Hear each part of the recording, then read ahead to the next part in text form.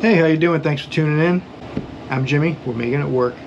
We do mostly a day in the shop videos. That's my primary thing on this channel. I take you to work with me every day. I use a lot of tools in my job since I'm a professional mechanic, master mechanic 30 years, mechanic 40 plus years. So I got a lot of time in the shop to test tools and equipment and give you guys my opinion on them. And what we're doing in this video, the OTOFIX D1 Lite. There's an OTOFIX D1 and a D1 Lite. The only real difference is the Lite doesn't do Volkswagen and Audi coating. So if you need to do that, then you need to look into the one that doesn't say Lite. But for this video, we're going with the Lite because I don't do Volkswagen and Audi coating. Just a heads up. We're going to get this thing open up, take a look at it, and then we're going to put it to use in the shop. Then at the end of the video, I'll give you my final thoughts. Stay tuned. Let's get this thing out of the box first. Pull off our decorative wrapping. Thanks for your trust. If it looks like that, that'd be pretty impressive. How they fit it in that box? That's a good job if they did. Sleeve comes in a very nice case. I like that. It's a very small tool. Ooh, that's tiny. It's about the size of a small tablet. I can put my hand across it, and I don't have very big hands, although they are kind of wide. They're not very long, but it feels pretty decent as far as weight goes. It's not terribly heavy, not terribly light, but there's a door here for memory cards, charging and things like that. Power button. Let's bump it on and see what happens. It does have a protective screen. Some scan tools I've reviewed don't come with the protective screen. Some do. I prefer when they do, because I'll leave this protective film on there as long as I can, and when it looks pretty nasty, peel it off. You got a brand new screen to start again, right? They do scratch up in the shop. You know, your hands are always dirty. A little bit of sand or dust on your fingers and you're running across the screen, you'll mess them up pretty good. So I rock that film as long as I can. Got your working icons, your basic tablet startup screen. Now I'm going to go ahead and you go through all of the alert internet connection is required. So I have to hook this up to the internet. I'll put our Wi-Fi password in. We'll get that going, and then we'll come back and show you what this thing does. After 2 years, it updates 119 a year, which is good. They tell you that up front. A lot of scanners don't tell you that. Update the app first, and I can update all the other brands. There's 79 updates available. All right, we got the OTOFIX hooked up to the Ferrari. We're going to see if we can get these two to shake hands. I'm going to do a VCI update, get this tool up to snuff. And then there's about 80 or so vehicle updates. So we're going to go ahead and let this thing do its thing before we try to talk to the Ferrari. Anytime you get a new scan tool, every single time there's an update. It's a very common thing, which is good, because it means the company that's selling you the tool is keeping track of glitches and things they want to repair, or upgrades and improvements. So anytime you get a new scan tool, after you put your information in and connect it to the Wi-Fi, you look for your updates next. Now I'm going to do the vehicle updates. We got definitely have some updates completed, and we got some loud Elvis music in the background. So we're going to try to not get a copyright strike and see what we can do. But that's the main screen, secondary screen. We're in good shape with that, but we do have some updates to do, so let's go ahead and do those still. Now the app is updated, now for the cars. As my long-term viewers know, any German car takes forever to update, and it's starting with BMW, so that's going to be a while. It doesn't have a kickstand. Did I mention that yet? It looks like a cool little tool so far. Wish it had a kickstand, and the updates are taking a while, but that's to be expected. We're starting from scratch with nothing up to date. They want their AC checked, and it's like 47 degrees. It gives us a chance to hook up our OTOFIX Autel based scan tool. I really like this dongle. It's probably the prettiest one of all scan tools I've been working with lately. I have to find my OBD2 connector, which sometimes they're in here, sometimes they're not. Oh, there it is. I think it's supposed to be down here, but someone moved it. Let's get the OTOFIX hooked up. I've got all my updates completed. VIN, Kia. Okay. I'm going to accept. That is my VIN. Now it's looking very Autel-ish from this screen. Uh-oh. don't do that. Diagnosis. What I want to do is look at my HVAC panel, and I want to see my AC data. These are all my options: engine, transmission, ABS, airbag, cluster, air conditioner, which is what we're going to look in. There is lots of things to look at, lots of potential modules. Seat heater, immobilizer. So it does quite a few things. This OTOFIX looks like it's going to be very capable according to that. First we'll go for trouble codes in the HVAC module, see if we have any trouble codes. Read codes failed. Might not be able to talk to the module because it doesn't have automatic air conditioning. Let's see if we can see some data. It may say no communication. Select function not supported by the ECU. So a lot of cars, if they don't have automatic AC, it doesn't have a module for you to talk to. We'll go into the engine computer, and believe it or not, in the engine computer you can look at air conditioning data, because the engine computer will be what determines whether you get AC function or not. If it's below a certain temperature, it's not going to turn on the AC. You push this button all you want. All this button does is tells the computer, hey, I'd like air conditioning, and then the computer determines whether you can have it or not. Live data. Now this whole screen is very Autel. This is how you know this is an Autel tool. This is another line that they have. OTOFIX is basically Autel, and it auto-fix stuff, I'm thinking. My OTOFIX dongle is lit up. I want to see anything to do with air conditioning data. We'll look at water temperature, ambient air temperature. Both of those could stop it from letting the compressor run. AC request, AC on, AC compressor. Show selected. Alright, we've got ambient air temp 57 degrees. It feels a lot colder than that. 210 for the engine coolant. AC request to ECU on, AC condition on, AC compressor on by ECU off. Now if you want to see a graph, you push this little triangle and it will let you choose graph if you so choose, if it's available. If it's not available, then it won't show you that. So you can go like this.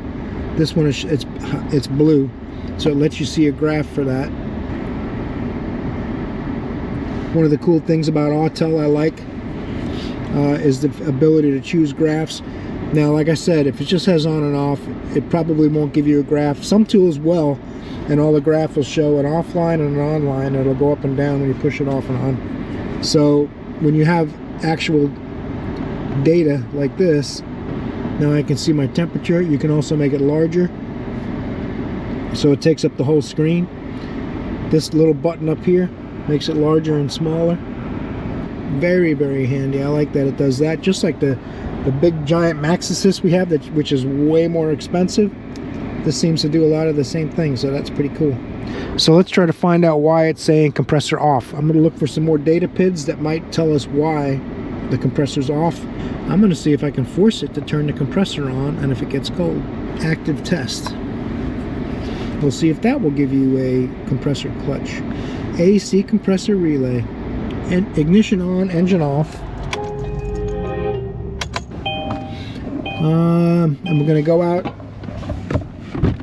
We're going to do some bi-directional tests, which is pretty cool because it's wireless. I can take it with me out here, and we can listen at the AC compressor. The compressor's straight down below the alternator, and when I tell it to turn it on, you can hear it click.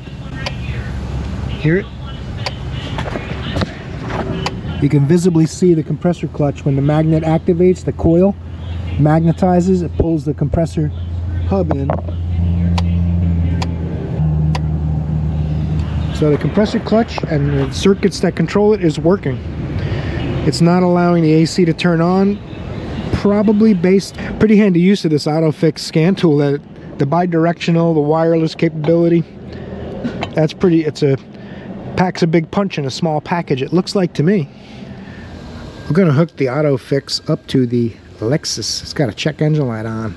I haven't put the extension cord on these. I like to put extension cords on them so they don't get forgotten, especially when they're completely hidden from view like that. Sorry about the key chime. We'll fix that in a second. Now it's detected. I just charged it up. Got to close the lid. The charging port's right up in there. Lexus. Accept. I just told that I don't want to see that notice every time I talk to a car. It definitely has a check engine light on. It's a low mileage car. Diagnosis, auto scan. We're going to let it talk to all the modules. Another thing I like about this tool, like a lot of my other scan tools, it's a very handy feature. Once you get all your codes, you can send reports so that your service advisors, service manager, and yourself have that data, so that if you have to work on the car again for something else, the check engine light pops on a month later, you can say, well, this is why it was on before, this is why it's on now, that kind of thing. Super handy to have these reports. Okay, now that it's pinged all my modules, which is just shaking hands, it'll go around. Some cars have 4 modules, some cars have 40, and it'll go around and shake hands with all the modules in the car. Hey, how you doing? How you doing? You got any problems? How's it going for you? Fault codes right here. 14 in the engine control computer, 1 in ABS, 3 in a TPMS, 3 in the air conditioner, advanced parking guidance, and telematics all have codes. So I can send a report now. So report to cloud. So I can take the license plate, I can put down the accurate mileage, I can pick who to send this file to, and everyone will be happy. We'll have a record of what occurred today on this car. Now, once I fill out the license plate and the mileage and those kinds of things, I can save report. This is what it looks like. It'll go to them, and they can determine if they want to print it. They can email or text it to the customer as well as save it in our files. And these are the codes here. We can review them right from the report. Primary, secondary circuit, primary, secondary circuit. 1, 4, 6, and 7, 1, 4, 6, and 7, 1, 4, 6, and 7, current, permanent, history. We've got our report now. Here you go, mail, boink, and they'll have it on file. Okay, to send that report, I have to put my email in, which is jimmymakingitwork@yahoo.com. It's in the description underneath every video. Let's go in here and see if we see any misfires. Right now it runs great, so I'm thinking we're not going to see any misfires, but I want to look. If you can pick up one of them that's misfiring just once in a while, you might help shorten up your time frame. I want to see individual cylinder misfires. I might need to go into special functions, see if there's a misfire or cylinder balance. Check mode, oil reset, throttle matching, shift synchronization, VIN, all readiness. Okay. Active test, control injection volume. This will usually let you, like if you have a misfire on cylinders 1 and 3, let's say, you could use this to turn off 1 and 3 and see which one is the one that you don't feel as much of a change. It'll show you RPM drop. If it drops, 200 RPM, that cylinder is definitely contributing. If it drops 10 RPM, then that cylinder is not really contributing. These little dots at the bottom show you there's other screens. The screen is kind of small, so I find myself occasionally touching the wrong thing. Other than that, it's been phenomenal. You just got to be careful with your fingers on the keyboard and things, because especially with my fat fingers, these hands have been through some stuff. Touching those little tiny keys can be a little troublesome sometimes, but in this price range, so far, pretty impressive little tool. Injection volume, control injection, alternator cutoff, cylinder compression, cylinder fuel cutoff. Something else cool I just found that I didn't realize too, I wanted to show you guys. This little tab at the top, it's not some kind of a decoration or pull tab. It actually is a pull tab for more stuff. Settings, printer, questions, searching. Now I can type in misfires and enter. There we go. Cylinder misfire count. Oh, look at this. All cylinders. Now I can go show selected. There is no misfires. If I want to graph them, we can pick the cylinders that had misfire codes. I believe that's what they were, totally from memory. Now we've got a full-size misfire chart, which I really like. We can make it full-sizer. So everything's on 0, so all 4 of my colors are on 0 since there's no misfires. If one of the cylinders misfires, you can see here, this is my colors: blue, dark green, red, and light green. So like say if red, cylinder 6 misfired, we would see that a red line drop down for the misfires on that screen. So It's running so good right now. There's no misfires. This does have some tire pressure monitor codes. Let's take a look at those. Trouble codes. Current. Transmitter 135, so it's got bad TPMS sensors. Number 5 is usually the spare tire. Go back to our main screen. I'm going to erase all of these faults. So it puts out this Christmas tree on the dash for the customer. So it's going to run through erasing, and you'll see these lights will start dropping off. We should have no more lights. If the car has a hard fault, something is desperately wrong and it's completely failed, it'll clear it and the light will come right back. Pretty cool. The scan tool can go in and erase all the codes. You can pick one particular module to erase the codes from. We haven't done the repair in this car yet, but the codes only come back once every 1,000 miles. So it's a very intermittent problem, so we'll see what happens. But the tool did help us out. I printed the report using the Wi-Fi. If you hit this little button here, it will let you pick a printer that's on your Wi-Fi, whether you're at home or in a shop, and you can go ahead and print reports from there, just the same as you can email them. But so far, the little OTOFIX scan tool, it's pretty cool. We're going to fire up the OTOFIX and get these two shaking hands. Tell it I want a new vehicle. Okay, that's the warning for your little dongle deal. If you exit the program, it'll tell you don't forget your dongle. But if you just turn the key off and grab your scanner and walk out, then it may not tell you, so you gotta be careful with that. Automatic scan. 2011. We should be good to go. It's going to give us only one engine code. That's pretty good. The code is P2A00 air fuel sensor 1. This is a V6, so bank 1 is whichever bank has cylinder 1 is bank 1. Print it, send it to one of our printers on the Wi-Fi, and we'll show you what the report looks like. Then we're going to diagnose that air fuel ratio sensor code. It's only on one bank. It's not a good look for that individual sensor. If it was both banks, then you'd go after mass airflow, coolant temp, exhaust restriction, that kind of thing. But when it's on one bank, we'll see.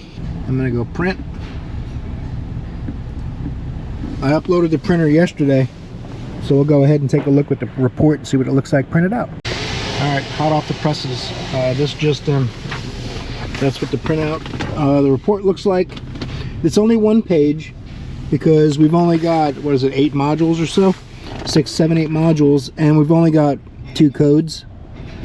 So it's one page. Sometimes the one I did yesterday that I didn't get to show you because they scoffed it up was 3 pages. So we've got our report. I can give this to them. Let's take a look at that air fuel ratio sensor and figure that out. We'll go into engine.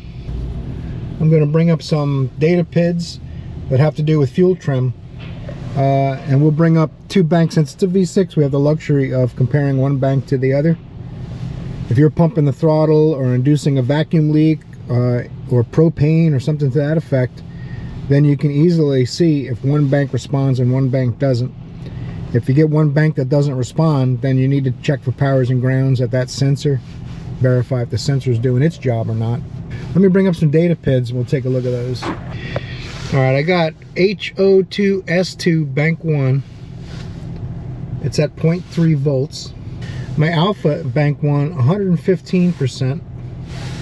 Engine speed, that's idle speed, 650. Air fuel sensor 1, bank 1, 1.94 volts. I don't like what I'm seeing right there already, but we'll bring up some more to compare. Air fuel alpha bank 1, 115%. Air fuel alpha bank 2, more close to normal. Air fuel sensor 1, 1.9 volts. Air fuel sensor 1 bank 2, 2 volts, 2.18, 2.17. Let's go graph. Let's hit the gas and see what all these sensors do.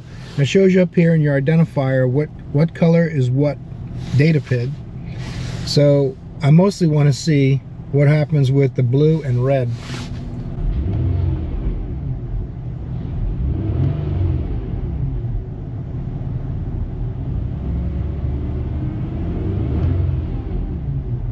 Revving the engine repeatedly, trying to mess with the fuel trims pretty bad, so the computer's not sure about what's going on. They both responded, and then bank 1 went right back up. So we're gonna go out and take a look around at this engine, see if we can spot something going on with some kind of a leak. PCV valve, if it's easy to remove, we'll pop the PCV valve out of the valve cover, see if fuel trims change at all from that, but that would almost always affect both banks, but not necessarily. One of the cool things about this OTOFIX I'm finding out now, I'll show you guys too, if I want to move the colors to assign different colors to different sensor or data PIDs, then I can do that. That is pretty cool.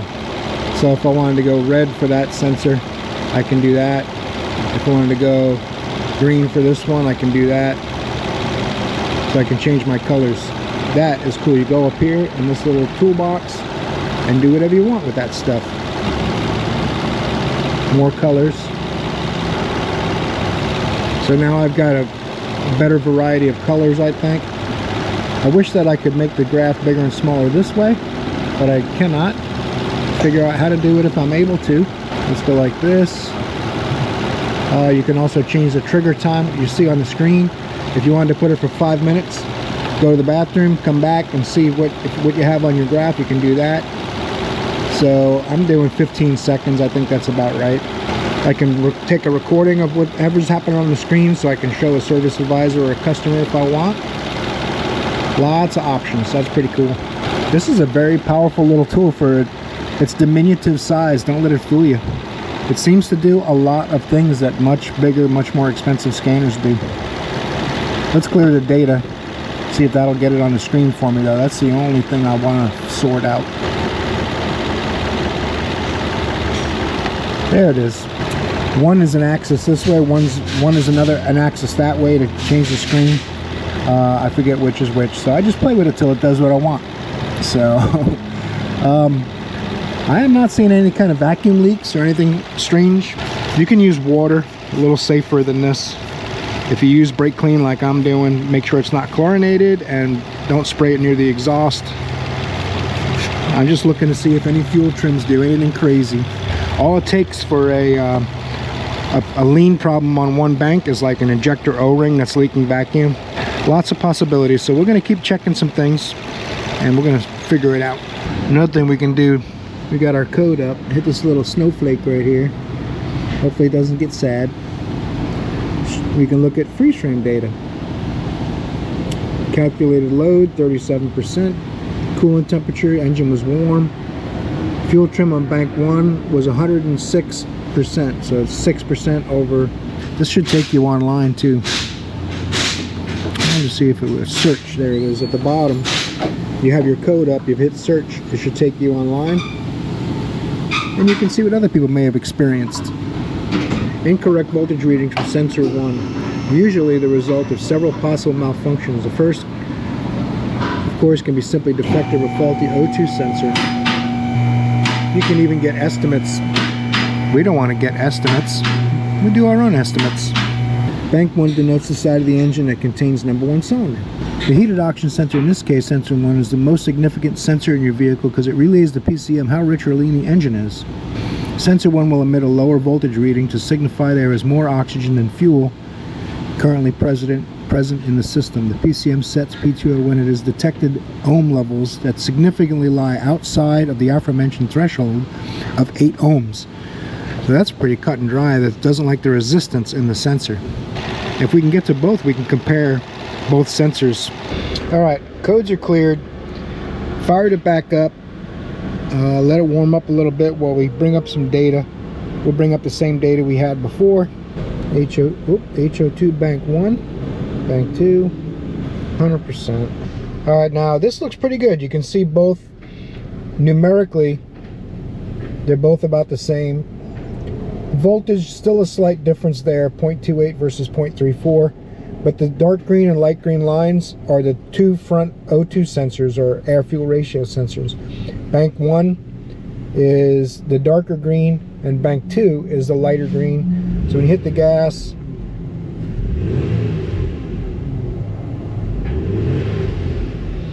they're mirroring each other pretty well. What that code is when the computer doesn't think that O2 sensor is responding fast enough.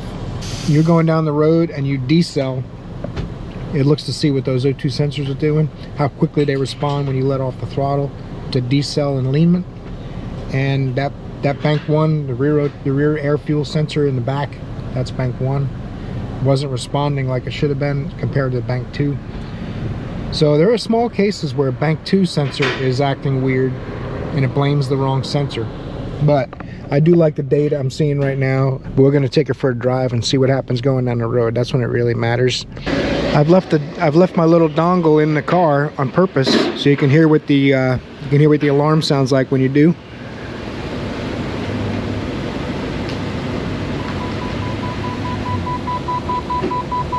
And there you go. Also, so you know, in this OTOFIX, you can go into settings if that volume is not loud enough for you. System settings, sound. Now that notification volume is a little low, I thought, when I was playing it for you. Now I made it a little louder. I'm enjoying this little tool so far. It's been pretty cool. Don't let its diminutive size fool you. Alright, coils and plugs are in. Now I'm going to go in, check the codes and stuff, make sure we clear those, then we'll fire it up. Got my OTOFIX hooked up. We're going to, a good scan tool will have a history and save previous vehicles. There it is. Boom. Diagnostics. Diagnosis. Auto scan.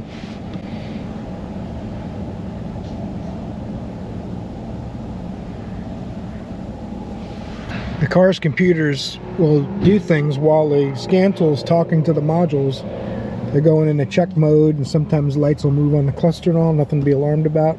This module is just letting you know, hey, I'm talking to your scan tool, what do you need? It goes pretty quick. This car has a lot of modules.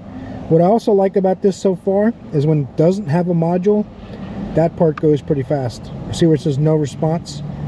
They went past those no response modules pretty quick. Some scan tools I have will literally take 2 minutes sitting there trying to talk to the module. They won't give up. In some ways it might be a good thing, but most of the time if the module doesn't come online within 10-15 seconds, it's over, move on. Another feature of this scan tool, quick erase. You can erase codes in all the modules you like. It may come back on those AC codes, I'm not sure. There you go. A permanent DTC is set. It can only be erased when the fault does not reoccur after several trips. Trouble codes. It'll say permanent. There you go. Now these codes being permanent, that means it's going to run the monitors, and you have to do a cycle from cold to warm and a certain amount of distance and time, and it will say that's a drive cycle. So it's got to do that 3 times and not see a problem, and then the computer will erase those codes. You cannot do it. No scan tool on the planet is going to make those codes go away. They're just being the recorded files. It's not going to put a light on. And this clip, part of this clip will be in the video just about this tool, and part will be in my day in the shop video. I apologize again to some of my really loyal viewers that watch a lot of my videos. Some of the stuff might be, you'll see a clip here and there, but I'll always have it edited slightly different, so it won't be 100% the same. But I'm going to drop the hood, take this thing for a drive, and we'll see if we can get something else done today. It's still early. Alright guys, we got a 2018 Ford Transit van with a check engine light on and an oil change overdue by 3,000 miles. And it stinks, as you might imagine. Automatic selection. Read. There you go. You put the VIN in for me. I like technology. It's been a fantastic scan tool, by the way. In this price range, pretty impressive little tool. It's smaller than you might expect looking at pictures of them online, so when I got it I was a little surprised it was small. But as I've said earlier, don't let the size fool you. This tool is going to be great for a DIYer and capable for a professional, so it does a lot of what we need in the shop. The only thing, like I said, between the D1 Lite and the regular D1, this is the Lite. It doesn't do Audi and Volkswagen coding, so if you need that, then you get the regular D1, not the Lite. A little more money. PCM, 1 fault code, no codes in the other modules. Let's see what that code is. Read the codes. I want to see memory codes. There's 3 different kinds in Fords: key on engine off, key on engine running, and memory. Memory is what I usually look at first. Catalyst efficiency below threshold, very common failure. PO430. This truck also needs motor mounts when you have it running. Let's start it up and show you. I mean, look at the keys. This truck's got issues. Bring up some oxygen sensor data, and we can compare the front oxygen sensor and the rear oxygen sensor on bank 2 to see how well this cat is performing. But 19 out of 20 times catalytic converter is bad, with the exception being if it has exhaust leaks or something odd going on with the O2 sensor as far as shorting with a heater and things like that. It can cause erratic voltage readings and things. There's no circuit codes. The only code is cat efficiency. The chances of it being something other than a cat are small, so we'll just do some basic testing to verify. Freeze frame, you can look at that, see when that code's set. Real time, 176.6. Closed loop, 36% load. Engine was warm. Fuel trims look pretty good. It's adding a little bit on the long term, subtracting a little on the short term. That's about right. Anything under double digits, anything under 10% is probably okay. Codes set when you get to 25% or so, you'll get fuel trim codes. This code set a couple weeks ago. Just want to show you how. Now, if you get a code when the engine's hot, then obviously you got to do your testing with the engine hot. If you get the code when it's cold, you got to let the engine cool off and try to reproduce those, the same environment that set the code. Another thing I wanted to show you with this OTOFIX D1 Lite, all of the things you can do in active tests. Air conditioning compressor, commanded state, engine revolutions, fan controls for high and low speed, evap canister vent valve, you can turn it on and off. You can activate the fuel pump. I'm going to cancel this. I touched it by mistake. Escape. Injector disables. If you want to check, see which injector or which cylinder might be misfiring, whether it's an injector or not. Did your mom know you took her mufflers off? You can activate a transmission solenoid and either listen for it to click or have a voltmeter in the harness going in and out of the transmission. And if you can see if your voltage is going to that solenoid but nothing's happening, then you know why you have low line pressure or shift not working in the transmission, that kind of thing. Super handy that it does all this kind of stuff, especially in its price range. Just tells you. Another thing that's cool about this OTOFIX tool, like a lot of scan tools, this thing is pretty impressive for such a little tool. I keep saying it, but it's because I mean it. If it doesn't do it for you automatically, the tool will tell you how to do it manually with buttons and brake pedals and whatever the case may be. A little different for every car. But in hot functions, you can do keys, configurable engine immobilizer lock configuration, passive anti-theft system functions, VIN odometer check, regular odometer, airbag reset, cylinder, power balance. And we'll see what that looks like.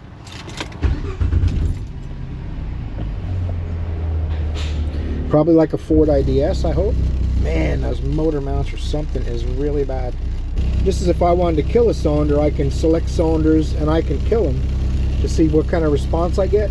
If I know I have a problem cylinder, like say cylinder 2, then I can select cylinder 2 and turn off cylinder 2 to verify which cylinder it is. That's my culprit I can focus on from there. This is showing you engine RPM, and this line is showing you misfires. If I had misfires, one of these lines would drop off. See how that dropped off one time? That's not a big deal. If I had a consistent misfire, it'd be dropping a lot of times. Now, like I said, I'm not even sure if the oil level's low in this car, this truck, so I don't want to run it too much. I just wanted to show you guys that. Now you can also go in your diagnostic menu from this page. You go into service, and it will show you some more goodies you can do with this tool. Body, chassis, electrical, powertrain. So I'm going to go in electrical. That's the screen I had up a moment ago. Service functions. LIN, new module initialization, parameter reset configuration. Pretty cool that it has that. Powertrain. OBD test modes, misfire test, fuel. We're going to go back to home. Data manager I looked in. I've looked in VCI manager. Remote desktop, Maxi tools. This is if you have problems and you want to talk to the people over at OTOFIX, and they'll help you through. Quick link, feedback to give them input. There's a lot of capabilities. This is a blank screen to go on the internet, I believe. I haven't tried it yet. Let's try it. let's say transit. See what we get. The search is the enter. Yeah, it's not showing me anything. I think this lets you search the tool for capability. Let's do can. Yeah, it's just going to show me GAC high can. That's for a certain kind of brand. That's a search bar for in the tool, not for going online like I was wondering. All the different brands you can minimize instead of scrolling through all of these. You see how many windows there is? There's like 10 windows, 12 windows. Instead of going through all of these, you can limit it down to favorites, history, American, European, Asian, and Chinese vehicles. And it runs like poo-poo. So let's go ahead, get these two talking. Get the OTOFIX booted up in there. Gonna put the boots to it. I'm gonna say misfire cylinder 3. What do you think? Auto scan. Now if I want to do an individual module, I could select a module. It's going through them really quick. 4 engine faults. My gracious goodness. Cylinder pressure too high. Fuel rail pressure sensor circuit range performance. System too lean at idle. System too lean at higher load. Uh-oh. Alright, I've got my report. I sent it to the printer, printed it out. Super handy dandy. Now we can go back towards diagnosis. If I can see misfire data, I would like to show you. In the PID list, it'll say misfires. I can bring them up. Alright, we have real low fuel pressure. That's what they call it. Doesn't mean it's really low. Filtered rail pressure, real value, 87. Fuel rail pressure sensor voltage, 0.6. Fuel rail pressure set point, 580 psi. Target low fuel pressure, real low fuel pressure. They're in line. Misfires, current, 1, 2, 3, and 4, showing 0. That's kind of strange, because I feel it misfiring. Misfires relevant for emissions. Total count of emission relevant misfires. And we've got 2, 3, and 4 all misfiring. That's kind of strange. I'm going to go look at those. We're going to enlarge the screen. Cylinder 1 is not misfiring at all. 2, 3, and 4 are all misfiring. See which one's the worst. Brought the engine speed up to about 2,000 RPM or so. They're all kind of misfiring, but the light green and red are taking turns. Cylinder 1 is the one it's happy with. That's kind of strange. It's kind of strange. I'm seeing more cylinders misfiring than I expected for sure. It's acting more like cam timing.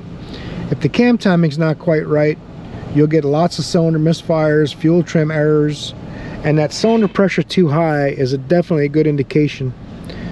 So let's use the search function and see if that shows us something to do with that cylinder pressure too high. Almost always caused by dirty oil.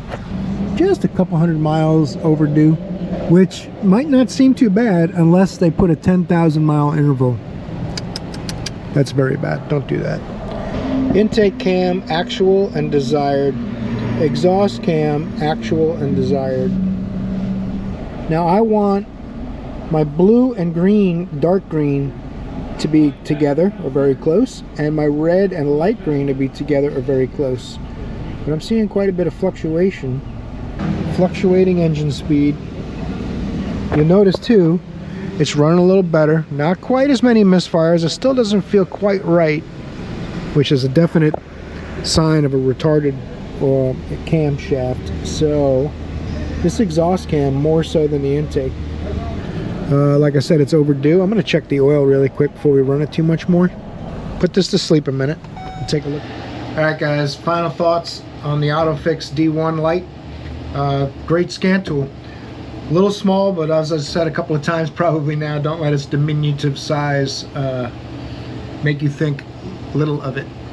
It's a fantastic tool, especially in the price range. How they're doing it, I don't know. Launch is making a good product, and the fact they can make something so small, it's basically a small tablet, very large cell phone, however you want to look at it. But the capabilities you saw with the graphing, you can program keys, you can do bi-directional, all kinds of good functions that are going to help anybody, whether it's a DIY a professional in the shop either way. So check it out if you want. If you're interested in one of these, getting one for yourself, go ahead and check it out. The link's in the description below. So I really think you'll be happy with your purchase if you do try one of these out. I've got a whole bunch of scan tools. You guys might know, they watch my day in the shop videos pretty regular. I've got a whole bunch of scan tools. I'm going to put this one in my top 3. So that's pretty resounding endorsement. I'm going to give it an 8 on a 1 to 10 scale. Hope you enjoy it if you try one out. Hope you like the video either way. Maybe you pick something up diagnostic wise or about the tool. And maybe you'll torque the like button, subscribe before you head out. Hope I see you in the next one. You're awesome.